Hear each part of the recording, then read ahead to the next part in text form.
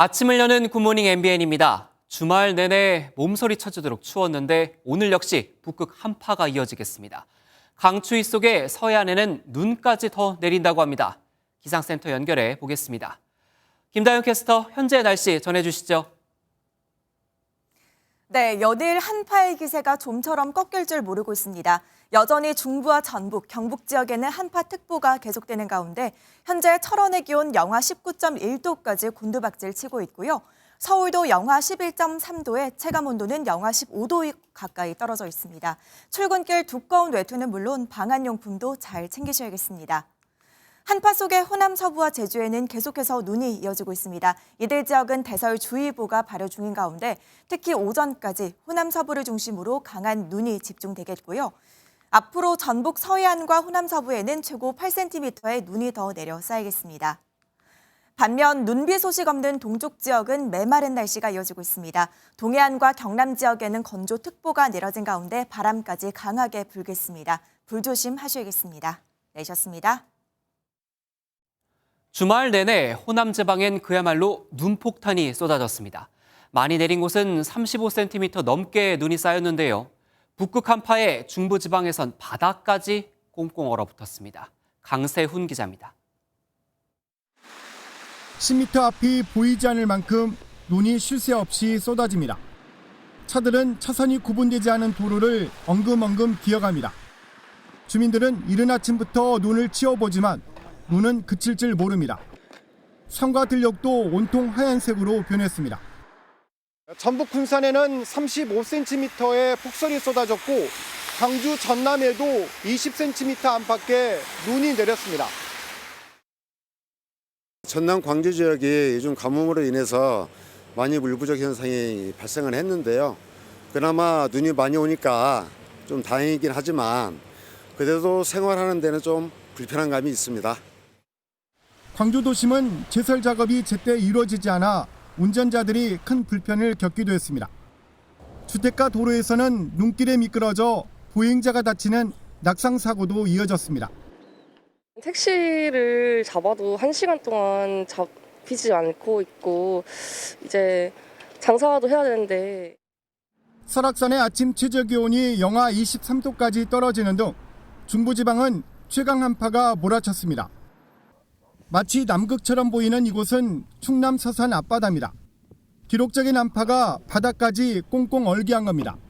어선들은 얼음에 갇혀 오도 가도 못하는 신세가 됐습니다. 이렇게 한파가 지속적으로 닥친다면은 우리가 조업 보는데 참 차질이 많이 생기고. 강추위 속에서도 제철을 맞은 스키장은 스키어들로 북적였고 전국 유명산에도 등산객들이 찾아 겨울 정취를 만끽했습니다. MBN 뉴스 강세훈입니다. 제주 섬도 꽁꽁 얼어붙었습니다. 폭설과 강풍으로 하늘길과 바닷길이 막혔는데요. 특히 항공기가 무더기로 결항되면서 공항은 비행기표를 구하려는 승객들로 북새통을 이뤘습니다. KCTV 문수희 기자가 보도합니다. 사람들로 발 디딜 틈 없는 공항 대합실. 항공사 창구마다 대체 항공편을 구하려는 이용객들로 북적입니다. 10시 35분 비행기 티켓 예매했었는데 지금 결항돼가지고 계속 대기하고 있어. 스케줄 다 꼬였으니까 일단 어쩔 수 없죠. 지금 비행기가 뜨지 못하고 있는 상황이니까. 예약이 안 돼서 한 이틀 정도 더 있어야 될 것 같아요. 숙소를 다시 잡고 이틀은 어떻게든지 딴 데라도 있든가 버텨봐야죠. 기상특보가 발효되며 제주를 잇는 항공기 100여 편이 결항됐습니다. 폭설로 인한 항공기 결항 지연편이 속출하면서 제주공항에는 발이 묶인 이용객들로 인산인해를 이루고 있습니다. 해상에도 풍랑특보가 발효돼 제주를 잇는 배편이 모두 끊겼습니다. 제주 전역에 대설특보가 발효되며 산지는 물론 해안가까지 많은 눈이 내렸습니다. 삼각봉과 사제비 등 산지에는 30cm가 넘는 눈이 내려 한라산 입산이 전면 통제됐고 가시리와 유수암 등 중산간에는 10cm가량의 적설량을 보였습니다. 해안가에도 제주시 1.2cm, 서귀포시 7.9cm의 눈이 내려 쌓였습니다. 폭설로 도로 통제도 잇따랐습니다. 길이 많이 미끄러워요. 네, 체인하고 하실 생각이죠. 안전하게. 무리해서 가지는 마세요. 눈길에 교통사고나 차량 고립, 넘어짐 사고도 속출했습니다. 올겨울 들어 가장 강한 한파로 제주섬이 꽁꽁 얼어붙었습니다. KCTV 뉴스 문수입니다. 어제 낮 서울 위례 신도시에선 정전이 발생해 6개 단지 4,000세대의 전기가 끊겼습니다. 강추위 속에 난방과 수도가 끊기면서 주민들이 큰 불편을 겪었는데요. 서울시는 올겨울 들어 처음으로 수도 계량기 동파 경계 단계를 발령했습니다. 이시열 기자가 보도합니다. 서울 송파구에 위치한 위례 신도시입니다. 어제 낮 1시 10분쯤 이 일대 6개 아파트 단지의 4천여 세대에서 갑자기 전기 공급이 끊겼습니다. 짧게는 15분, 길게는 2시간 만에 전기가 복구됐지만 한파특보 속 난방과 수도시설이 작동을 멈추면서 주민들이 큰 불편을 겪었습니다. TV가 다 되고 전원이 다 싹 나가더라고요. 놀랐죠? 쉬는데 갑자기 그래서 놀랐죠. 갑자기 꺼지니까 추워져서 그냥 겉옷을 입어야 될 정도로 그래서 겉옷을 입었습니다. 승강기 안에 갇힌 주민 신고도 4건이나 있었습니다. 한국전력은 아파트 6개 단지와 이어진 한전선로에 문제가 발생한 것으로 보고 정확한 사고 원인을 조사하고 있습니다. 크게는 한전 설비 쪽 문제, 기계적인 문제, 내지는 그쪽에 이제 건축 공사 현장이 또 2군데나 있어요. 한파에 도로가 얼어붙으며 교통사고도 발생했습니다. 그젯밤 경남 합천에서는 SUV 차량이 빙판길에 미끄러져 건물을 들이받으면서 50대 운전자 1명이 숨지고 탑승자 4명이 다쳤습니다. 한편 서울시는 올겨울 처음으로 수도 계량기 동파 경계 단계를 발령했는데 어제 하루에만 계량기 동파 신고 49건이 접수됐습니다. MBN 뉴스 이시열입니다. 다음 소식입니다. 이태원 참사를 수사하는 경찰청 특별수사본부가 이르면 오늘 이임재 전 용산경찰서장과 박희영 용산구청장 등 주요 피의자에게 구속영장을 신청할 것으로 보입니다. 특수본은 주말 동안 주요 피의자나 참고인을 소환하는 대신 신병을 처리하는 데 필요한 법리 검토에 힘을 쏟았습니다. 신영빈 기자입니다. 지난 5일 이임재 전 용산경찰서장의 구속영장이 기각되며 난관에 빠진 경찰청 특별수사본부. 그분들이 기억되지 못한 경찰서장으로서 평생 죄인의 심정으로 살아가겠습니다. 특수본은 경찰과 구청 등 여러 기관의 과실이 참사를 키웠다는 공동정범 법리로 활로를 찾고 있습니다. 이르면 오늘 이임재 전 용산서장과 박희영 용산구청장 등 참사 책임자에 대한 구속영장을 신청하며 승부수를 띄울 것으로 보입니다. 특히 법원이 한 차례 영장을 기각한 바 있는 이 전 서장에 대해선 허위 공문서 작성, 행사 혐의를 적용해 반전을 노린다는 계획입니다. 특수본은 이 전 서장이 현장에 도착한 직후 실제보다 48분 일찍 도착했다고 허위로 기재한 상황 보고서를 직접 검토하고 승인했다고 결론지었습니다. 또 박 구청장 등 용산구청 간부 3명에 대해서도 안전사고 예방 대책 마련에 소홀했다는 책임을 물어 구속영장을 신청할 것으로 보입니다. 박 구청장과 안전건설교통국장이 휴대전화를 교체하며 증거인멸을 시도한 정황까지 드러난 만큼 신병 확보가 불가피하다는 입장입니다. 특수본은 주말 동안 피의자나 참고인을 조사하기보단 기존에 확보한 진술과 증거를 검토하는 데 주력했습니다. 정보보고서 삭제 의혹과 관련한 경찰 정보라인만 검찰에 넘기며 좀처럼 나아가지 못하고 있다는 평을 듣는 특수본. 이번 구속영장 신청으로 반전을 보일 수 있을지 이목이 쏠립니다. MBN 뉴스 신영빈입니다. 여야 원내대표와 추경호 경제부총리가 주말에도 만났지만 예산안에 대한 이견을 좁히지는 못했습니다. 대부분의 쟁점에 대해선 합의를 했지만 법인세율과 경찰국, 법무부 인사정보관리단 예산 관련 쟁점을 두고 협상에 여전히 난항을 겪고 있습니다. 김태림 기자의 보도입니다. 김진표 의장이 못 박은 예산안 협상 기한을 앞두고 주말에도 여야 원내대표의 접촉이 이어졌습니다. 하지만 간격은 좁혀지지 않았습니다. 대부분 의견 접근을 본 상태이고 법인세 인하 문제와 그다음에 경찰국 인사정보관리단 예산 문제에 관해서만 여전히 아직도 의견을 좁히지 못하고 있는 그런 상태입니다. 최대 쟁점인 법인세에 대해 국민의힘은 정부가 원래 요구한 3%포인트에 준하는 인하가 있어야 한다는 입장을 굽히지 않았습니다.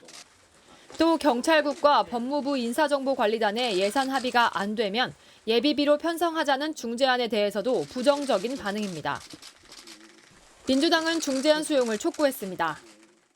민주당 입장에서는 의장 중재안이 최종적인 것으로 제시가 된 만큼 이제는 좀 정부 여당이 받아들여 달라 이렇게 저희가 계속 좀 요청을 하고 있는 상황입니다. 만일 오늘까지 여야가 협상 타결을 하지 못하면 법정 시한이었던 2일, 정기국회 종료일인 9일, 김 의장이 제시했던 시한인 15일에 이어 네 번째 협상 시한을 넘기게 됩니다. MBN 뉴스 김태림입니다.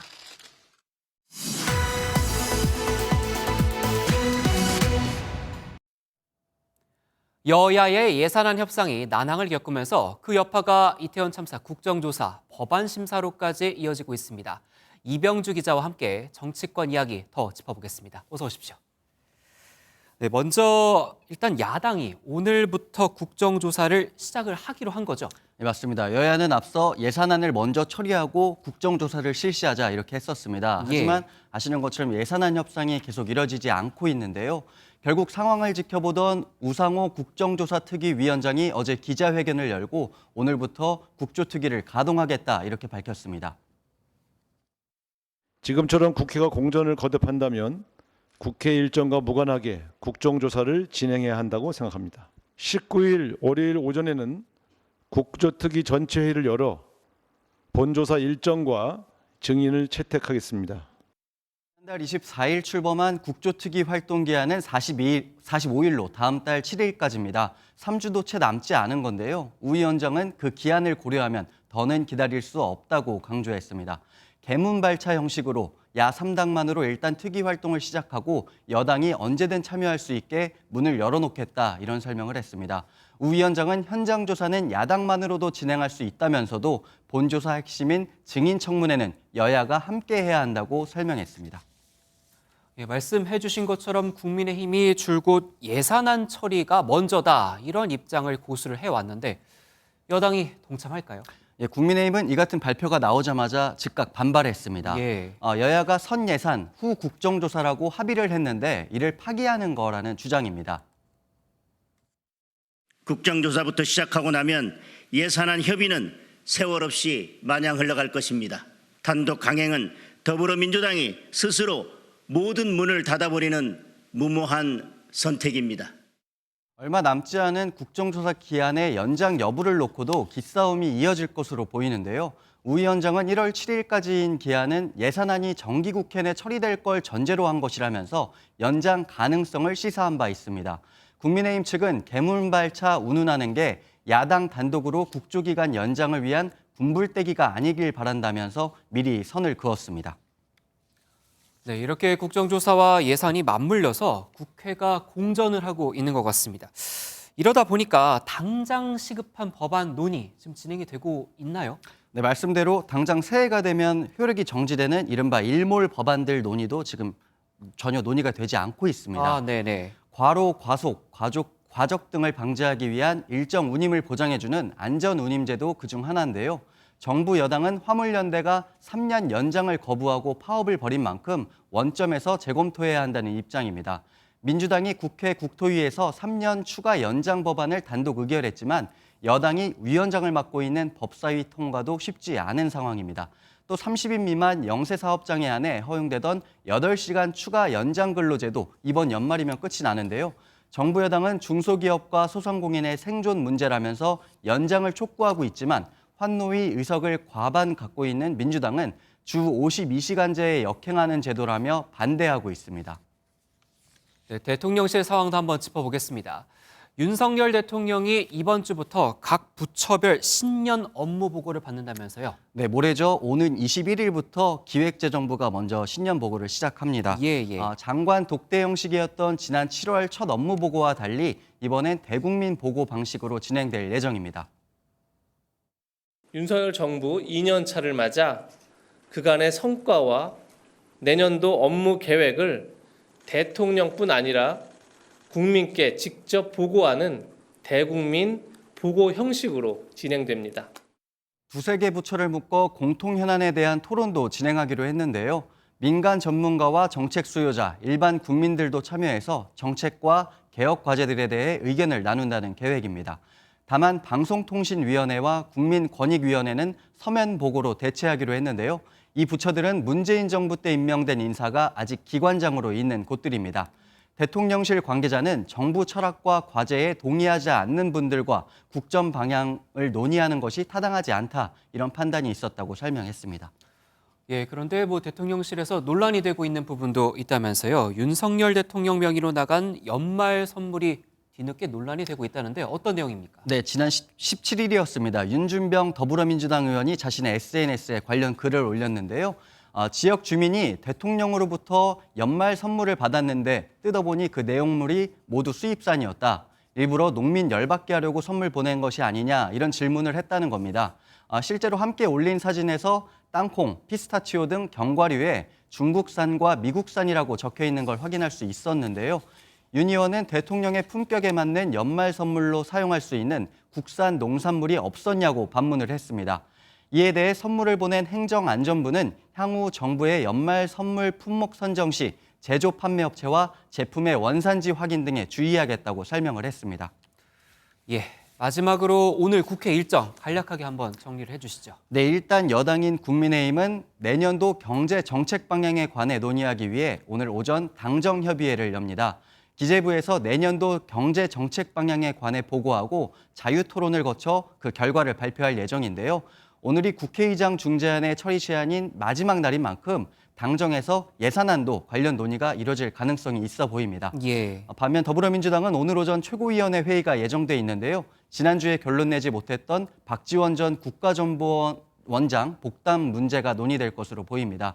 당 지도부 사이에 당의 분란을 가져올 수 있다, 이런 반대 의견이 있는 가운데 당내 분위기는 대체로 박 전 원장을 받아들이자, 이렇게 하는 것으로 알려져서 그 결과가 주목됩니다. 앞서 복당에 반대한 정청래 최고위원에게 박 전 원장이 사과의 뜻을 전한 것으로 알려졌는데요. 정 최고위원은 복당을 반대한다는 글을 재차 올렸습니다. 오늘 국회 일정이 상당히 많군요. 네, 뉴스 돋보기 이병주 기자와 함께했습니다. 북한이 한 달 만에 또 동해상으로 탄도미사일 2발을 발사했습니다. 사상 처음으로 고체 연료를 적용한 준중거리 탄도미사일 MRBM 시험 발사에 성공한 것 아니냐는 관측이 나오는데요. 최근 일본이 적의 미사일 기지를 공격할 수 있는 반격 능력을 확보한 것에 대한 반발로 풀이됩니다. 최은미 기자입니다. 북한이 평안북도 동창리 일대에서 동해상으로 탄도미사일 2발을 발사했습니다. 지난달 18일 대륙간 탄도미사일 ICBM을 발사한 지 한 달 만입니다. 발사한 미사일은 단거리 탄도미사일 SRBM보다 비행거리가 긴 준중거리 탄도미사일 MRBM으로 추정됩니다. 발사 원점이 이틀 전 고출력 고체 연료 ICBM 실험에 성공한 동창리 일대라는 점에서 처음으로 고체 엔진을 적용한 시험 발사일 가능성이 제기됩니다. 고체 연료를 사용하면 연료를 주입하는 과정이 필요 없어 한국과 미국의 사전 탐지를 피해 기습 타격할 수 있습니다. 오늘 발사한 탄도미사일이 고체일 가능성도 상당히 높고 기존에 있는 준중거리 탄도미사일을 개량했을 가능성도 있습니다. 이번 도발은 일본이 최근 적의 미사일 기지를 공격할 수 있는 반격 능력을 확보하는 안보 전략을 채택한 것에 대한 반발이라는 분석도 나옵니다. 일본 정부는 발사된 2발의 미사일 모두 일본 배타적 경제 수역 밖에 떨어진 것으로 보인다며 발끈했습니다. 이어 절대 용납할 수 없다면서 중국의 베이징 대사관 루트를 통해 북한에 항의했다고 밝혔습니다. MBN 뉴스 최은미입니다.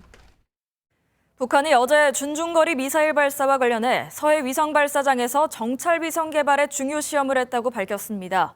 북한 국가우주개발국은 위성 시험품 운반체를 탑재해 500km까지 고각 발사했다고 설명했습니다. 그러면서 2023년 4월까지 군사정찰 위성 1호기 준비를 끝낼 것이라고 발표했습니다. 한편 미국 국무부는 북한의 준중거리 미사일 고각 발사를 규탄하며 대화 복귀를 촉구했습니다. 국무부 대변인은 이들 발사는 복수의 유엔 안보리 결의 위반이며 국제사회에 대한 위협이라고 비판하면서도 북한의 대화 관여를 촉구한다며 한국과 일본 방위에 대한 미국의 약속은 철통 같다고 밝혔습니다. 정부가 실내 마스크 착용 의무를 일부 먼저 해제하고 대중교통이나 의료기관 등은 추후에 해제하는 방안을 검토 중입니다. 설 전에 마스크를 완전히 벗을 가능성도 나오지만 최근 늘고 있는 위중증 환자 수가 변수입니다. 김민수 기자가 보도합니다. 중앙방역대책본부는 이번 주 실내 마스크 착용 의무 2단계 해제 방안 논의에 들어갑니다. 오늘 국가감염병위기대응자문위원회와 금요일인 23일 중대본 회의를 거치면 구체적인 해제 방안이 나옵니다. 자문위원회 의견 그리고 이번 전문가 의견 수리 모델이라든지 여러 가지 지표가 될 만한 것들을 고려해서 23일에 중대본을 통해서 그 결과나 이런 기준들에 대해서는 설명이 있을 것 같습니다. 2단계 해제안은 1단계에서 일부 시설만 실내 마스크 착용 의무를 유지하고 나머지는 풀어주다가 2단계 때 전면 해제하는 방식입니다. 마스크 착용 의무가 유지되는 시설로는 대중교통이나 복지시설, 의료기관 등이 거론됩니다. 밀접, 밀집, 밀폐를 뜻하는 산밀 환경이거나 감염 취약계층이 머무는 시설 내부는 마스크 착용 의무 시설로 묶어두려는 겁니다. 문제는 시점입니다. 코로나19 유행이 잠잠해지면 설 연휴 전에 1단계 해제가 가능할 것이란 전망도 나왔지만 최근 위중증 환자 수가 급증하고 있습니다. 어제 0시 기준으로 코로나19 위중증 환자 수는 520명으로 석 달 만에 500명대로 올라섰습니다. 정부로선 방역 지침의 실효성이 떨어진다는 지적에 따라 마스크 착용 의무 조치를 줄이고 있지만 위중증 환자 발생 추이를 신경 쓰지 않을 수가 없습니다. 마스크를 쓰는 건 분명히 장단점이 있습니다. 이거를 누가 한 사람이 정할 수 있는 건 아니고요. 그 장단점을 고려해서 사회적 합의가 필요할 것 같습니다. 어제 고위당정협의회 자리에서 여당은 정부의 실내 마스크 착용 의무를 조속히 해제해달라고 요청했고 이 자리에 참석한 한덕수 국무총리는 1월 중순쯤 정부 방침을 결정하겠다고 밝혔습니다.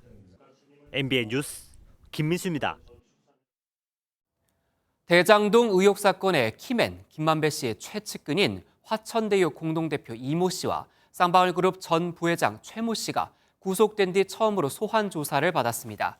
지난 16일 대장동 개발 수익 260억 원을 숨기는 데 조력한 혐의로 구속된 지 사흘 만입니다.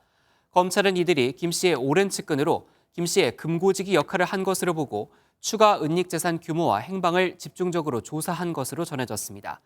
지난 14일 극단적 선택을 시도한 김만배 씨는 현재 중환자실에 입원 중인데 검찰은 김 씨의 건강이 회복되는 대로 구속영장 청구를 검토할 방침입니다.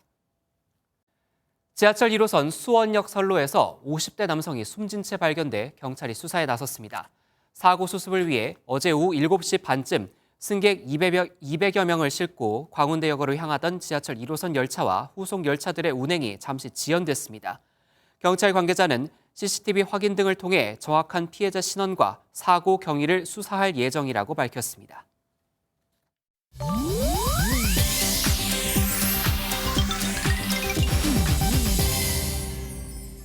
인터넷에선 어떤 소식들이 화제일까요? 인터넷 와글와글입니다.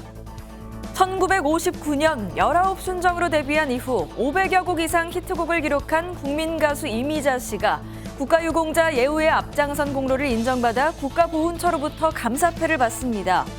이 씨는 60년 넘는 가수 생활 동안 베트남 전쟁 당시에 한국군을 위한 최초의 위문 공연을 비롯해 파독광부 간호사 파견 50주년 기념 독일 현지 위문 공연 등을 하며 조국에 헌신한 이들에게 달려가 노래로 함께했습니다. 이달 초에도 특별감사 콘서트에서 6.25 참전용사 등에게 감사를 표하고 위로하며 공연 출연료와 수익금 전액을 국가유공자를 위해 기부하기도 했죠. 이에 국가보훈처는 오늘 이 씨에게 인류보훈동행 감사패를 수여할 예정입니다. 미국에선 주문한 배달 음식이 사라져서 CCTV를 돌려봤는데 경찰에 신고도 못하고 그저 당황스러워할 수밖에 없었던 가족이 있습니다. 크리스마스 분위기로 꾸며진 플로리다주의 한 가정집. 냄새를 맡으며 두리번거리던 곰 한 마리가 현관 매트 위에 놓여있던 종이봉투 하나를 조심스레 물고 사라집니다. 이 봉투 안에는 한 패스트푸드점에서 배달 주문한 따끈따끈한 치킨 너겟과 감자튀김이 들어있었는데요. 고소한 튀김 냄새를 맡은 곰이 옆에 놓인 샐러드는 쏙 빼고 이것만 골라서 가져간 겁니다. 집주인은 곰이 동면할 시기가 아니냐며 당황스러워했는데요. 플로리다에서는 겨울철 야생곰이 먹이를 구하러 주거지에 오는 경우가 종종 있다죠. 영상이 SNS에 퍼지자 해당 패스트푸드 업체 측은 너겟과 감자튀김을 새로 주고 싶다는 뜻을 밝혔다는데요. 그땐 현관 앞에 두지 말고 직접 전달하는 게 좋을 것 같네요.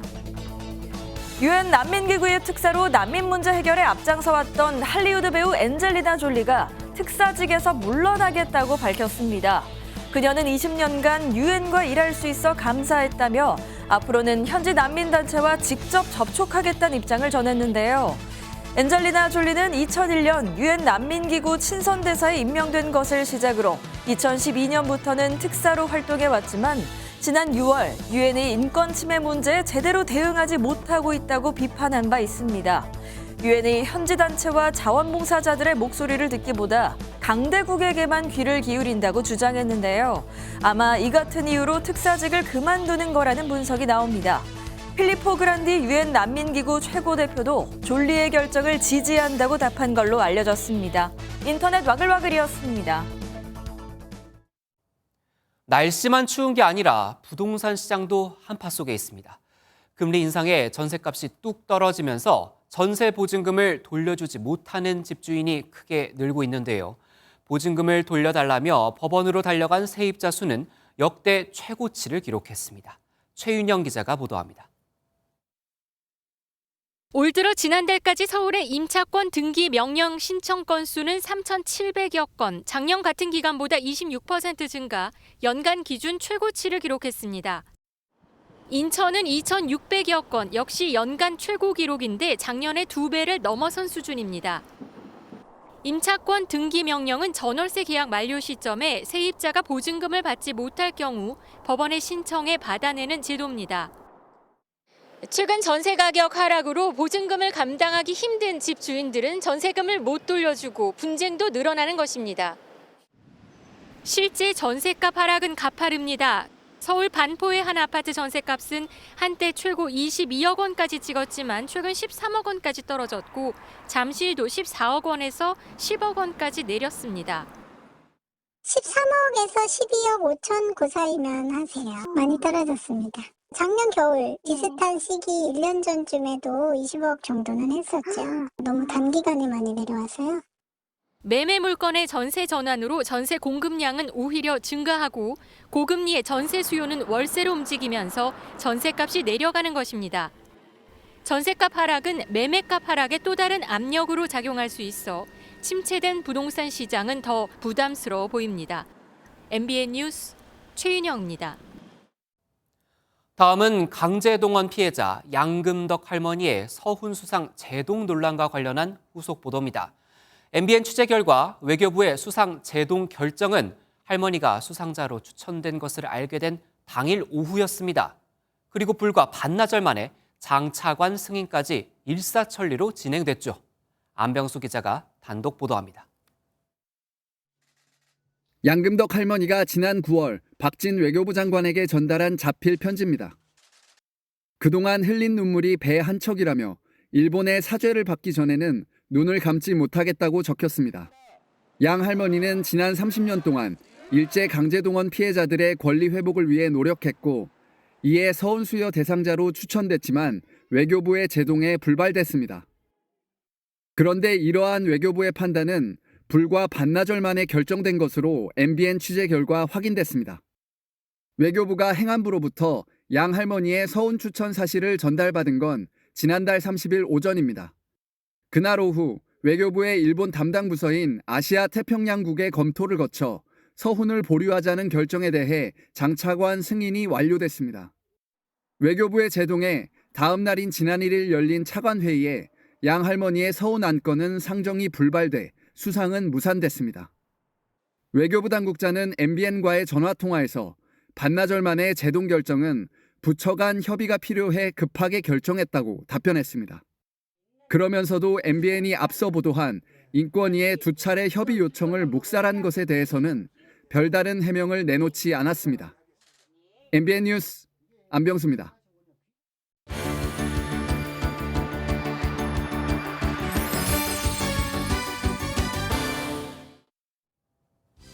굿모닝 월드입니다. 아르헨티나와 프랑스 이 두 팀을 응원한 분들 많았을 텐데요. 코소보의 한 예술가는 자신만의 방법으로 두 팀을 응원했습니다. 어떤 방법일까요? 조심스러우면서도 가지런하게 곡물과 씨앗을 깔아나가는데요. 멀리서 보니 아르헨티나와 프랑스의 대표 선수 메시와 음바페의 초상화입니다. 이 남성은 옥수수, 밀, 콩과 해바라기 씨 등을 사용해 모자이크 작품을 만들어 가장 큰 곡물 작품으로 3번이나 기네스 기록을 세운 코소보의 예술가. 월드컵 결승전을 기념해 두 선수가 좋은 경기를 보여주길 바라며 작품을 구상했습니다. 그 바람대로 아르헨티나와 프랑스는 최고의 경기를 펼쳤는데요. 결국 승리의 여신은 메시 선수의 손을 들어줬네요. 이탈리아 로마의 랜드마크 콜로세움 앞에 자전거를 탄 산타들이 모였습니다. 한 산타는 이 멋진 일을 할 때마다 감정이 북받친다고 말했는데요. 산타들이 한자리에 모인 이유는 뭘까요? 자전거를 타고 모인 산타들과 산타를 따라 나온 강아지, 루돌프까지 보이는데요. 이들은 로마의 어린이 자선단체 피터팬의 회원들입니다. 소아암 치료기금을 마련하고 투병 중인 아이들의 가족을 돕기 위해 자선 행사에 참가한 건데요.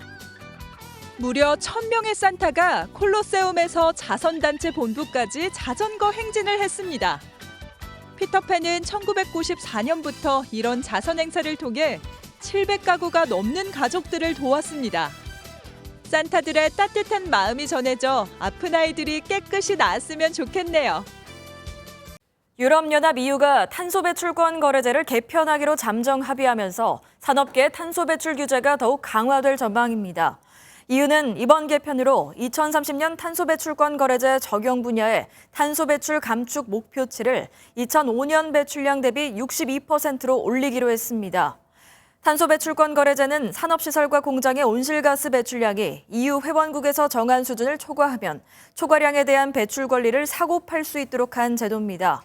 개편안이 시행되면 탄소 배출권 가격이 톤당 14만 원 상당으로 인상돼 톤당 2만 원대인 한국의 7배 수준이 됩니다. 우크라이나 전쟁이 10개월째 이어지는 가운데 주말에도 공습이 이어졌습니다. 우크라이나군은 동부 지역에, 러시아군은 남부 지역에 집중적인 포화를 가했는데요. 크리스마스 휴전 가능성도 작아지면서 전쟁은 더욱더 장기화할 우려가 커지고 있습니다. 유승호 기자입니다. 러시아군의 대대적인 미사일 공습 이후 주말 동안 우크라이나 전역에서 포격이 이어졌습니다. 우크라이나군은 친러시아 세력이 세운 동부 도네츠크 인민공화국에 28차례에 걸쳐 포탄 133발을 떨어뜨렸습니다. 러시아군이 우크라이나 수도 키이우와 헤르손 등에 미사일 76발을 발사한 지 하루 만입니다.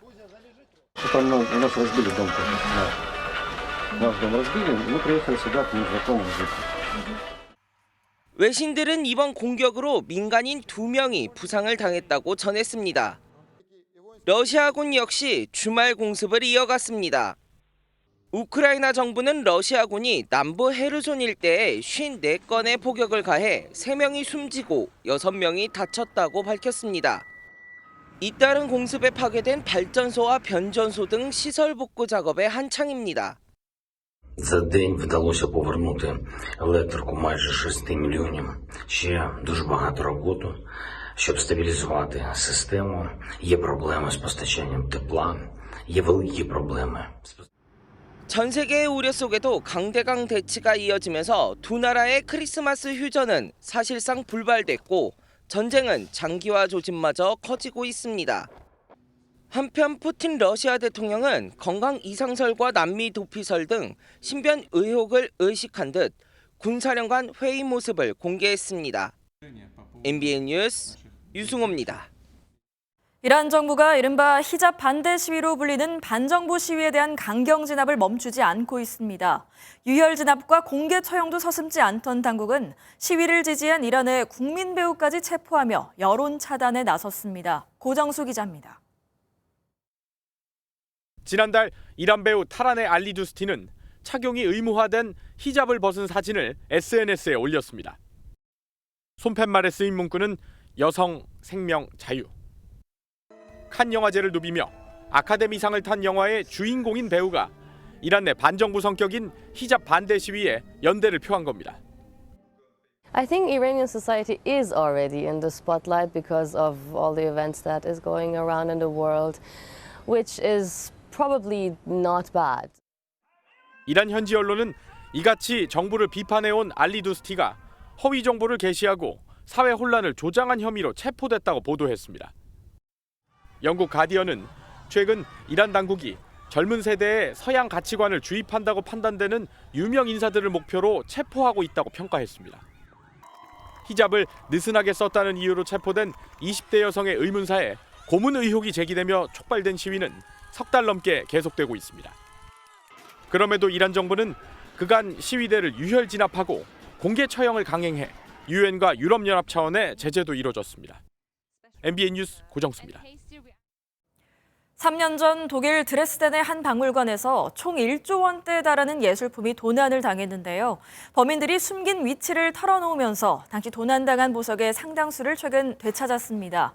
박물관 측은 크리스마스의 기적이 일어났다고 기뻐했습니다. 장동건 기자의 보도입니다.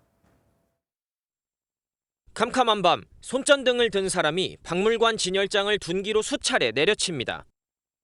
3년 전 독일 드레스덴의 그린웨 게벨베 박물관에서 보석 절도 사건이 발생했습니다. 18세기 독일 작센 왕국의 선제후들이 수집한 다이아몬드 등 보석 21점과 아우구스투스 2세의 공예품 등 피해액만 최대 1조 원에 달했습니다. 독일 검찰은 현지 시간 17일 도난당했던 보석의 상당수를 되찾았다고 밝혔습니다. Es konnten gestern Nacht in Berlin 31 Einzelstücke sichergestellt werden, darunter einige durchaus vollständig erscheinende Teile. 올해 초부터 진행된 재판에서 절도범을 비롯한 피고인 6명은 감형을 받기 위해 보석을 숨겨놓았던 장소를 최근 진술한 것으로 전해졌습니다. 박물관 측은 크리스마스에 기적이 일어났다며 기쁜 마음을 드러냈습니다.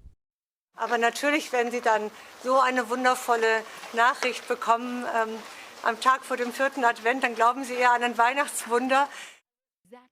경찰은 회수한 보석의 진품 여부를 가리기 위한 검사를 진행한다는 방침입니다.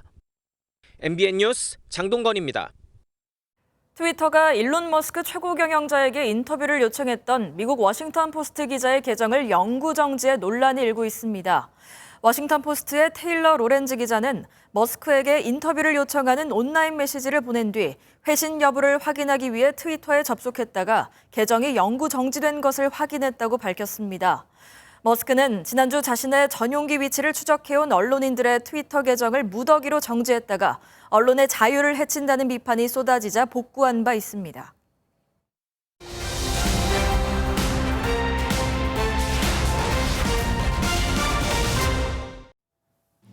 올해 퇴직연금에 가입한 사람이 많을까요? 퇴직연금을 깬 사람이 많을까요? 통계청이 그 답을 오늘 내놓습니다. 2년 전에는 집 사려고 퇴직연금 깬 사람이 4만 5천 명이 넘었었는데 올해는 집값이 폭락해서 그 결과가 주목됩니다. 설날이 벌써 한 달 앞으로 다가왔죠. 내일부터 코레일 홈페이지에서 설 연휴 때 고향 가는 기차표 예매가 시작됩니다. 내일은 고령자와 몸이 불편하신 분들만 예매하실 수 있고요.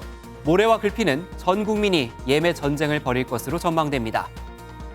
마스크를 내 얼굴의 일부처럼 쓰고 산 지 벌써 3년이 다 되어가죠. 금요일엔 실내 마스크 해제 기준이 발표됩니다. 설날에 마스크 없이 고향에 갈 수 있을지, 불황의 늪에 빠진 자영업자에게 큰 전환점이 될지 관심이 쏠립니다. 이번 주 생활경제였습니다. 연일 한파의 기세가 좀처럼 꺾일 줄 모르고 있습니다. 여전히 중부와 전북, 경북 지역의 한파특보가 계속되는 가운데 현재 철원의 기온 영하 19도 가까이 곤두박질 치고 있고요. 서울도 영하 11.3도까지 떨어져 있습니다. 출근길 두꺼운 외투는 물론 방한용품도 잘 챙기셔야겠습니다. 한파 속의 호남과 제주에는 계속해서 눈이 이어지고 있습니다. 이들 지역은 대설특보가 발효 중인 가운데 특히 오전까지 호남 서부를 중심으로 강한 눈이 집중되겠고요. 앞으로 전북 서해안과 호남 서부에는 최고 8cm의 눈이 더 내려 쌓이겠습니다. 반면 눈비 소식 없는 동쪽 지역은 메마른 날씨가 이어지고 있습니다. 동해안과 경남 지역에는 건조특보가 내려진 가운데 바람까지 강하게 불겠습니다. 불조심하셔야겠습니다. 지역별 현재 기온 보겠습니다. 춘천 영하 16.3도, 대전은 영하 11.4도로 어제와 비슷하게 출발하고 있고요. 낮에도 중부지방은 영하권에 머무는 곳이 많겠고 남부지방은 대구 3도, 광주는 4도로 어제보다 5도가량 높겠습니다. 수요일에는 강추위가 주춤하겠지만 전국에 비나 눈이 내리겠습니다. 연일 북극발 한파가 맹위를 떨치고 있습니다. 이럴 때 동상과 저체온증 등 겨울철 한랭 질환에 걸리지 않도록 주의하셔야 하는데요. 외출할 때는 외투 안에 얇은 옷을 여러 겹 입어 보온에 신경 써주시고요. 머리와 목은 신체 부위 중 열이 가장 빨리 빠져나가는 만큼 모자와 목도리도 활용하는 게 좋습니다. 또 한파 시에는 가능한 음주는 피하는 것이 좋습니다. 술을 마시면 신체에 열이 올랐다가 체온이 급격히 떨어지고 추위를 인지하지 못할 수 있으니까요. 되도록 자제하는 게 좋겠습니다. 지금까지 날씨와 생활정보였습니다. 오늘도 무척 춥습니다. 날이 추워지면서 동파 사고도 늘고 있는데요. 헌옷 등으로 수도 계량기를 감싸면 동파를 예방할 수 있다고 합니다. 뉴스 마칩니다. 고맙습니다.